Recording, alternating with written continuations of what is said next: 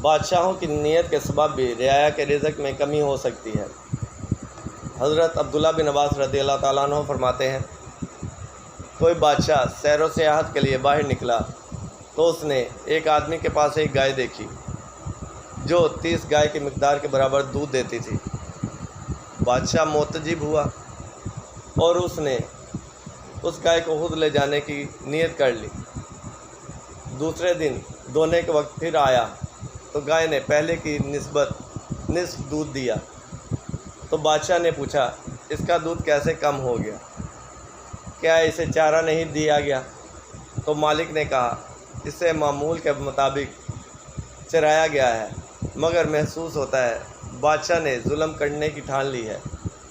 یہ سنتے ہی بادشاہ نے اپنی نیت درست کر لی۔